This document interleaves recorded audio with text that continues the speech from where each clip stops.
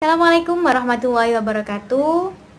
Perkenalkan, nama saya Azmil Futil Mafiro dari Prodi D4 Kebidanan RPL Sutomo kelas B.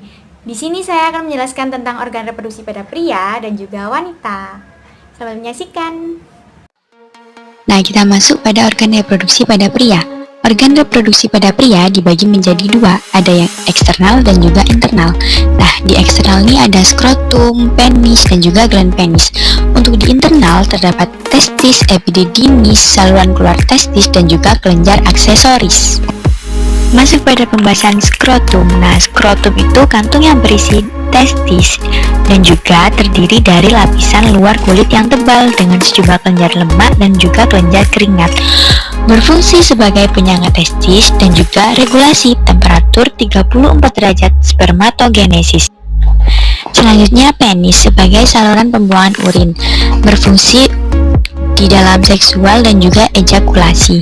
Penis ketika dibelah terdiri dari dua korpus, ada korpus cavernosum dan juga korpus spongiosum. Selanjutnya adalah gland penis atau kepala penis. Nah, di sini merupakan area yang sensitif. Banyak pembuluh darah dan juga saraf yang terdapat di gland penis. Gland penis dibungkus kulit luar yang disebut dengan foreskin. Nah, foreskin ini sebelum remaja biasanya dibuang. Pembuangan ini dinamakan sirkumsisi atau sunat.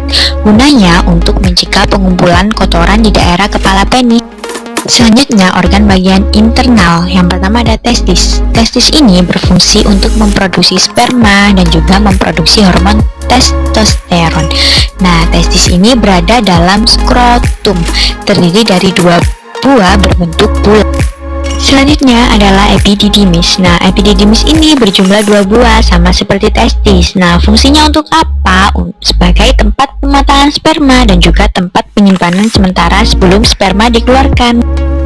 Selanjutnya ada vas deferens. Nah, di sini tempat jalannya sperma dari epididymis menuju kantung semen atau kantung mani. Selanjutnya, pembahasan terakhir dari organ reproduksi pria ada kelenjar aksesoris. Nah, di sini yang pertama ada vesicula seminalis, yang mana berfungsi menghasilkan energi bagi sperma agar pergerakannya baik. Lalu ada kelenjar prostat untuk menghasilkan cairan dan membantu sperma tetap bertahan di pH asam pada cairan vagina. Dan yang terakhir ada kelenjar Cooper atau bulbouretra, menghasilkan cairan yang berperan sebagai pelumas pada saat melakukan hubungan seksual. Oke, setelah organ reproduksi pada pria, sekarang menuju pembahasan organ reproduksi pada wanita ya teman-teman. Organ reproduksi pada wanita. Nah, organ reproduksi pada wanita ini dibagi menjadi dua, ada yang luar dan juga dalam. Di sini saya akan menjelaskan tentang yang bagian luar terlebih dahulu. Yang pertama ada labia mayora. Labia mayora termasuk bagian luar, berbentuk bibir besar dan biasanya di sini tuh ditumbuhi rambut kemaluan. Lalu yang kedua ada labia minora. Di sini bagian luar juga berbentuk bibir yang lebih kecil dari labia mayora dan terletak di dalam labia mayora. Nah, di bagian sini tidak ditumbuhi oleh rambut kemaluan. Nah, selanjutnya ada klitoris. Klitoris ini organ reproduksi perempuan yang sensitif karena di sini banyak mengandung saraf. Lalu juga berperan dalam rangsangan seksual. Selanjutnya ada lubang uretra. Lubang uretra merupakan akhir dari saluran uretra yang berfungsi sebagai tempat keluarnya urin dalam tubuh. Dan yang terakhir ada lubang vagina. Ini merupakan lubang vagina tampak dari luar. Nah, di sini sebagai jalan keluar darah menstruasi, jalur masuk sperma saat berhubungan seksual, dan juga tempat jalan lahir. Lalu selanjutnya vagina tampak dalam sudah tertera dalam gambar yang sudah saya tampilkan.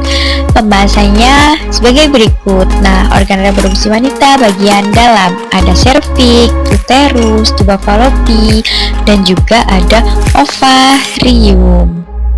Selanjutnya Serviks menghasilkan lendir yang berfungsi untuk membantu sperma masuk dalam rahim dan menghalangi masuknya bakteri ke dalam rahim. Nah, selanjutnya ada uterus. Uterus berfungsi sebagai tempat perkembangan janin. Nah, di uterus ada dinding rahim bagian dalam atau biasa disebut juga dengan endometrium. Di sini akan mengalami peluruhan setiap bulan yang disebut dengan menstruasi. Nah, menstruasi itu terjadi ketika sel telur tidak dibuahi oleh sperma. Nah, selanjutnya ada tuba Fallopi. Di sini merupakan tempat terjadinya pertemuan sel sperma dan juga sel telur. Dua tuba Fallopi ini berfungsi menyalurkan sel telur ke uterus. Pembahasan yang terakhir dari organ reproduksi wanita adalah ovarium. Dua ovarium berfungsi menghasilkan sel telur tiap bulannya. Nah, ovarium juga menghasilkan hormon estrogen dan juga hormon progesteron. Baik, sekian penjelasan dari saya. Kurang lebihnya saya mohon maaf apabila ada salah kata. Wassalamualaikum warahmatullahi wabarakatuh.